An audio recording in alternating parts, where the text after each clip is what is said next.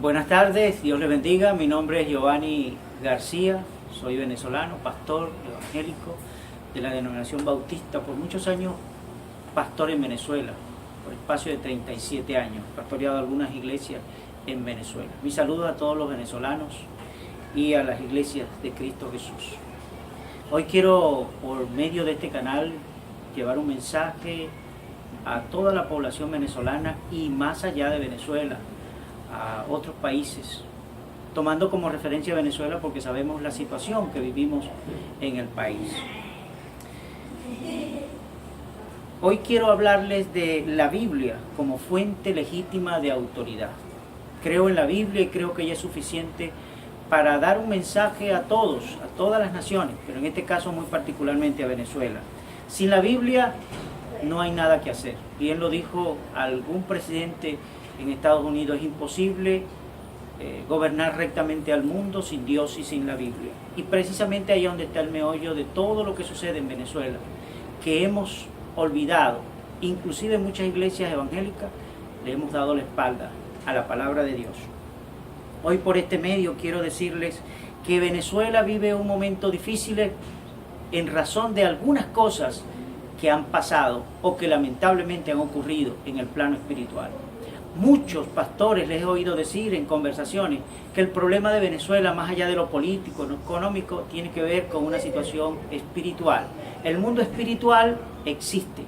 Hay poderes de las tinieblas que trabajan para subyugar a los pueblos. En Venezuela han pasado algunas cosas en los últimos años. En sus últimos 18 o 20 años han pasado cosas que ya venían ocurriendo, es cierto, pero que lamentablemente se han profundizado en los últimos años. Cosas pecaminosas que la Biblia sentencia, y una de ellas es la idolatría. La Biblia dice claramente que la idolatría es abominación a Jehová. El capítulo 20 de Éxodo, donde está el decálogo bíblico, lo dice muy claramente. Pero hay otros textos como Deuteronomio 5 y pueden leer el Salmo 115, donde habla claramente contra la idolatría.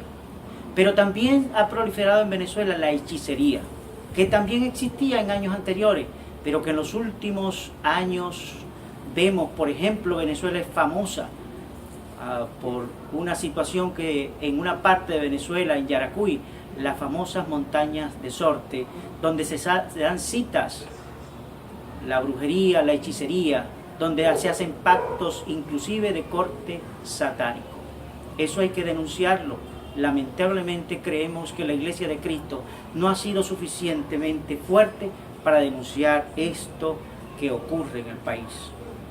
Pero entre otras, si hacemos un diagnóstico, esto es solamente el comienzo. Venezuela fue dotada por Dios de riquezas inconmensurables. Dios dotó a Venezuela de cosas magníficas, de belleza, de riquezas. Pero también, lamentablemente, los gobiernos han despilfarrado esa bendición que Dios le dio a nuestro país.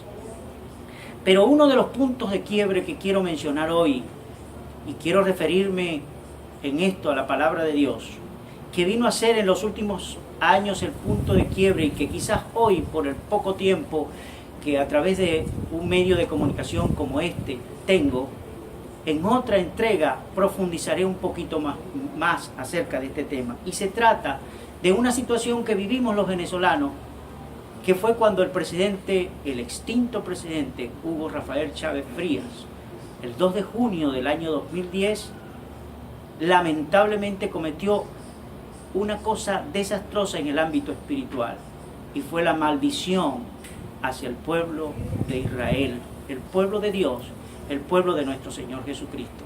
Dijo literalmente: desde mis entrañas, y no puede ser casualidad que meses después comenzó a padecer y finalmente su vida se extinguió. Sabemos que eso no puede ser coincidencia.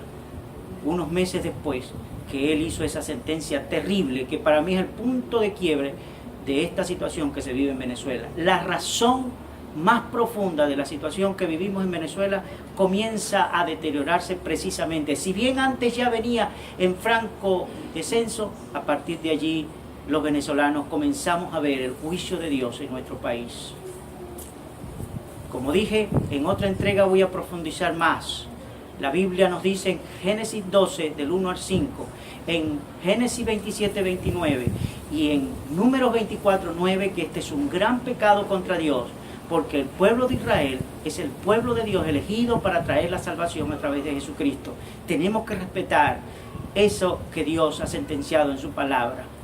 Muchos pastores que me están escuchando debieran saberlo.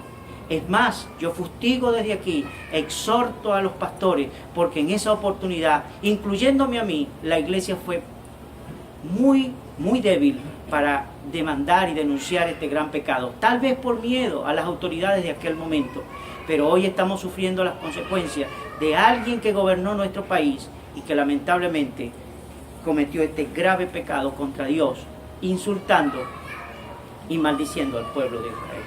Quiero terminar con esta reflexión. Venezuela, si no rectifica en este tiempo, si Venezuela no cambia su dirección, comenzando con los que gobiernan, si no vuelve a la palabra de Dios y comienza a ver que esta situación se agudiza, es más grave en la medida que no reconoce que ha pecado, comenzando de nuevo, digo y reitero, con los cabecillas, es decir, con los que gobiernan al país, los líderes políticos, todos los venezolanos, debemos reconocer que le hemos fallado a Dios y volver a lo que la palabra de Dios nos dice. Y la palabra de Dios nos dice que nosotros debemos arrepentirnos, humillarnos delante de Dios y pedir perdón, volver a la fe en Cristo Jesús y tener a la palabra de Dios como nuestra fuente suprema de autoridad.